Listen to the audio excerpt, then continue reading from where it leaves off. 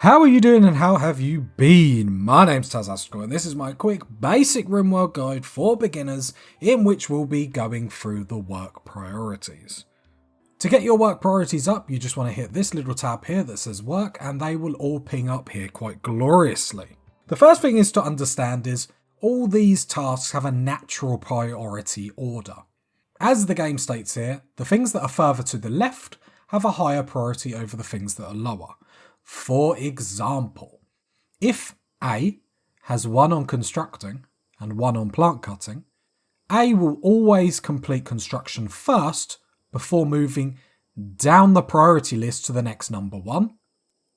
Once both number 1s are completed, we then go all the way to the left and look for the next available one, which would be growing on number 2, and so forth, so on. This is just a simple introduction to how the priorities work. After this, then you are left with a scary screen of either ticks and numbers, depending if you click this button here. You can either have ticks, which means the game will naturally work from left to right, meaning research will be last, or a numbers, which then, as we just said, you can prioritise things and make the priority list a little bit more layered. Don't be scared off by this, it's quite simple once you get your head around it. So now you have the decision to which tasks that you think are most important. Now, everyone will have different preferences and most people will tell you different things. However, I feel like the following things that we're going to discuss, as long as you keep towards them, it won't steer you wrong in the beginning. Hopefully that will get you pumped for Rimworld and then you'll soon be a master and you will understand which jobs that you want to get done around your colony, because at certain points you might want to prioritise different things. However, in keeping to the basics, it's probably always good to have firefighting to warden as a general rule, unless you know what you're doing, to number 1. Now Doctrine, you can get away with just having one person as number 1. However, if anything happens to Jinstar, our only doctor, be it he's asleep, be it he's injured, he might not get to healing the others, and that could leave problems. Equally, he wouldn't heal himself unless you've got on his own health tag it clicked for self-tend. So 2 people on Doctrine just to be safe is always good, or if you're good with micromanaging, then you can leave the best doctor, which to be fair would be Rilla, and then Jinstar, I can click on him if and when needed. Firefighting, if there's any fires, patient, if they're injured, doctor, to heal the injured, and bed rest is like non-emergency stuff.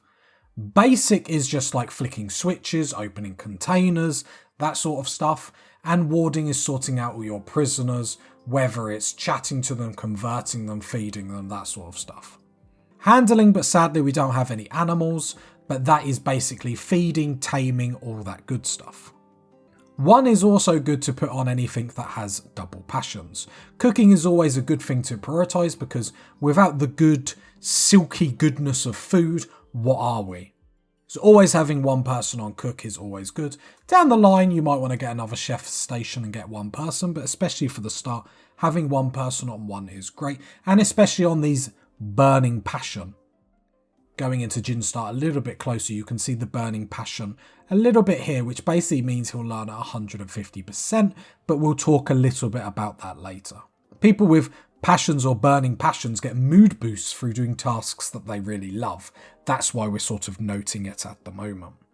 Equally, if there's any crafting or research, you can also put someone on 1. We don't, so we're going to leave that a little bit lower down. However, be aware that research is the main way you're going to progress in this game, unlock new sexy stuff, and basically be able to beat Rimworld and move on. Then we are on to the next level. And as you can see, we're sort of going lower down the priority.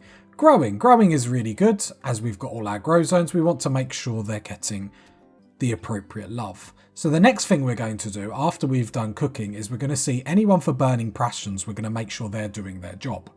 So there we have it, all the burning passions are sorted. However, we still do have singular passions that we can do more stuff with. So there we go, so we've got 1 to 2, and as you can see, more jobs are getting done. We can still see at the top here that Jinstar hasn't got anything to do, as he has this little clock by him. Equally, you can see at the right hand side, we have 1 colonist, which then hovering over shows us Jinstar is still not got anything to do. And we can't have a colonist just watching TV, we must put him to work. So next on is sort of the next layers. The last jobs are sort of the unskilled tasks, so to speak. Equally, you could probably put plant cutting in that category as well. So we will just fill out the rest of this, just making sure that someone is doing each of these jobs. You can sort of see the different levels of skills just by the brighter the colour, the more skilled they are. Equally, you can hover over the squares. Some tasks will require certain skill levels to do. For instance, if I go into high explosive shells, I can see straight here that it will only be completed if the minimal skill level is hit of level 4. And then by hovering over this, you can see level 6. And it shows you all the relative levels. And it's always good to make sure hauling and cleaning are sort of offset, because if they're both at 4, then cleaning might get missed. And making sure your colony is clean is very important and often missed out. We will be putting research at 2, which goes against everything I normally say, everything I've said so far. Research is what you need to progress. However, we don't have anyone for a burning passion. If we did, that's where we would put research at. All skills are improved by performing their associated work task. For example, growing is improved by growing strawberries, growing corn, growing rice, any growing activity. Doing so will earn the character experience points per skill, which in turn will level up the skills. For example, we have Rhea Quack. She's not a quack, she's a good colonist. She is currently doing artistry. If we hover over the artistry, we can see that progress to next level is going up. She learns at 150% because she has double passion, and singular passion they learn at 100, and I think the base level is, yes, 35. It is also worth noting that these passions are, in an unmodded Rimworld game, are unable to be changed or whatnot, so be careful who you take into your colony and try and have these burning passions in different areas. Unless you want 2 people growing, you might want 2 double passions.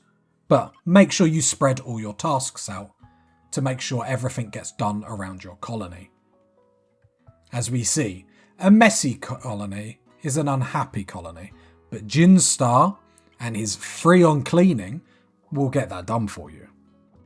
We also quickly went over that double passion has a mood increase, so if we go to needs with Rilla as he is doing his favourite task, we can see in these needs burning passion for my work, and he gets a 14 mood boost for a double passion. Double burning passion gives plus 14, and a singular passion gives plus 8.